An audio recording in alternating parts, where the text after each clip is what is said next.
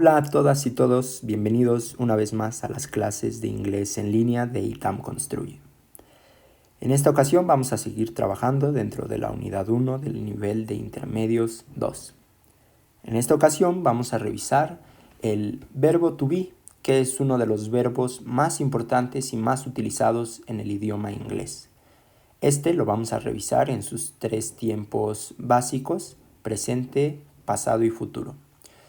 Asimismo, también vamos a revisar el verbo to have.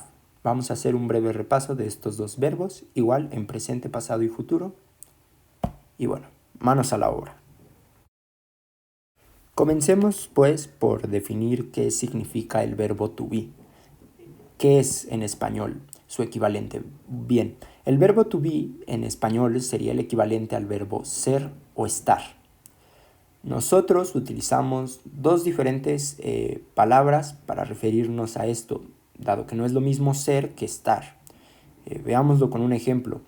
Yo puedo ser doctor, pero no puedo estar doctor. ¿Ven?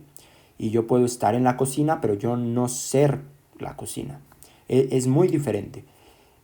Uno implica más una ubicación y el otro implica algo más de carácter más relacionado a la persona, a sí misma. Sin embargo, en otros idiomas esta distinción no existe y se utiliza un solo verbo para esto. Este es el caso del verbo to be. Por eso es muy importante mencionar que este verbo se utiliza para decir algo de una persona, de una cosa, o para mostrar el estado donde se encuentran estas cosas, o un estado de trabajo, de tiempo, etc.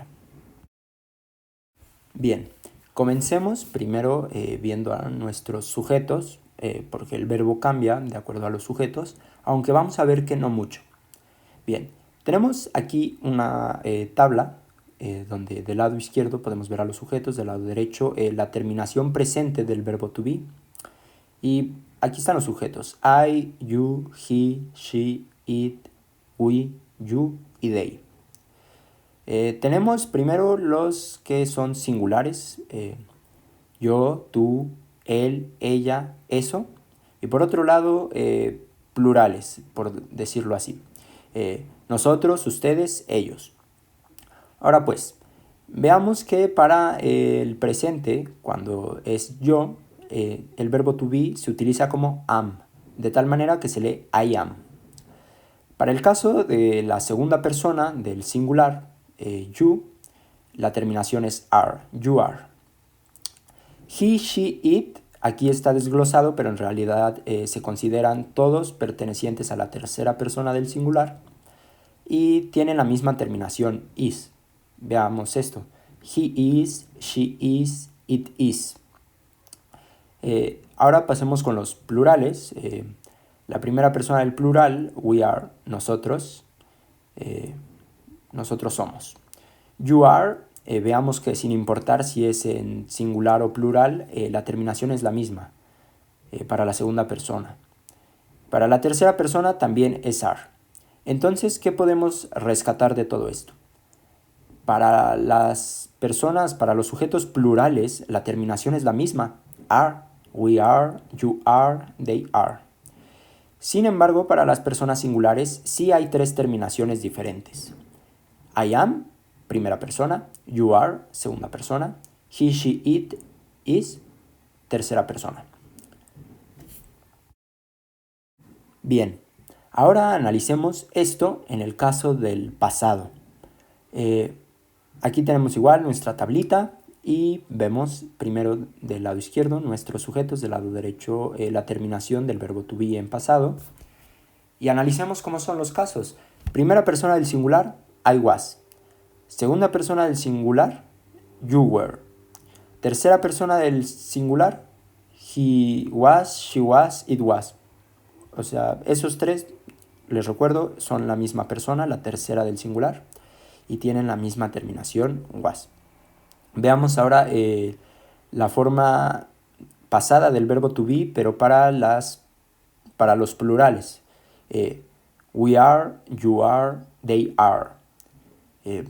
Cabe rescatar aquí algo muy importante: la terminación pasada del verbo to be para los plurales no solo es la misma para las tres, sino que también es la misma que se utiliza en el presente del verbo to be. Entonces podemos ver que cuando utilizamos los plurales, el verbo to be no nos causa muchos problemas. Donde sí cambia es para las personas singulares, e igual sigue habiendo 3 terminaciones diferentes por cada una. ¿A qué me refiero con todo esto? Que cambia el verbo to be para yo, para tú y para él, ella, eso. Para los plurales, nosotros, ustedes, ellos, el verbo to be no cambia, tanto en presente como en pasado. Bien, ahora veamos la terminación futura del verbo to be. Misma dinámica, sujetos en la izquierda, verbo a la derecha, y vean qué maravilla en el idioma inglés del verbo to be. Todos tienen la misma terminación.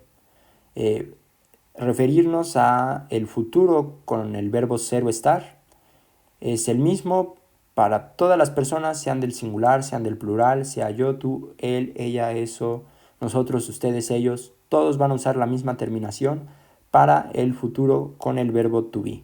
Y esta terminación es will be. De tal manera que nos queda algo así para cada sujeto. I will be, you will be, he will be, she will be, it will be, we will be, you will be, they will be. Entonces, recapitulando, podemos sacar 3 conclusiones. Para el presente y el pasado, los únicos que tienen una terminación diferente son los singulares. Yo, tú, él, ella, eso. Ellos tienen una terminación diferente en cada tiempo, en presente y en pasado.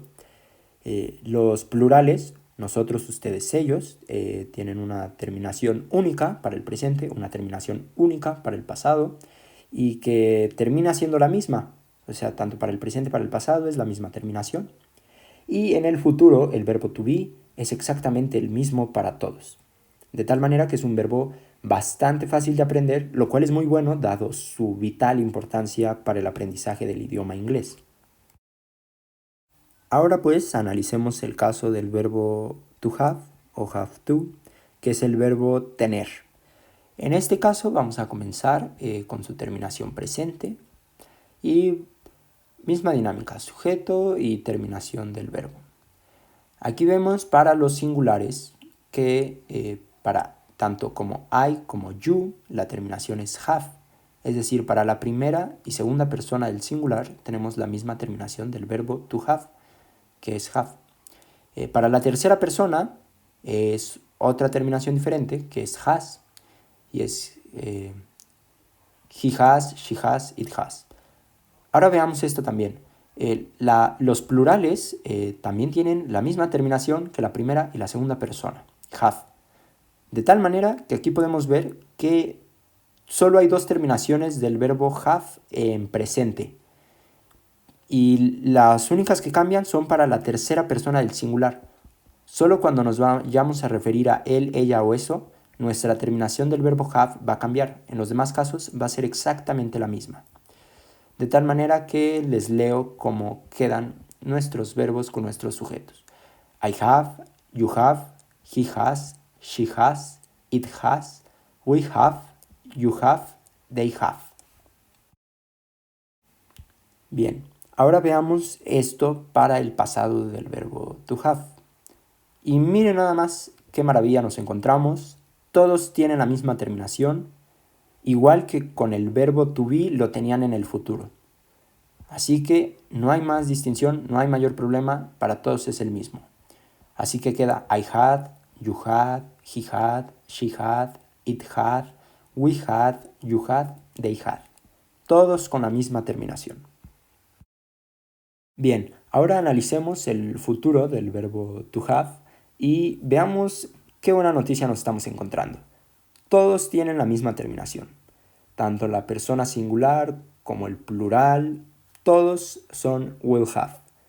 De tal manera que queda I will have, you will have, he will have, she will have, it will have, we will have, you will have, they will have.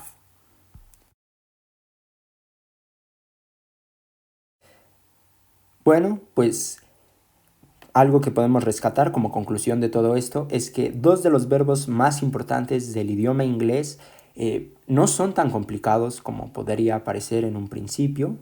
Es bastante fácil de aprender sus terminaciones, son bastante útiles y bueno, esta es otra de las muchas maravillas del idioma inglés que a diferencia del español, por ejemplo, no es tan complicado en ese sentido de que tiene terminaciones muy variadas por personas, al menos en el caso de estos dos verbos que son tan importantes. Por ejemplo, cabe rescatar que del español la conjugación del verbo ser y del verbo estar resulta a veces un tanto problemática, es un poco complicada, pero esto no ocurre en el idioma inglés, es bastante más sencillo.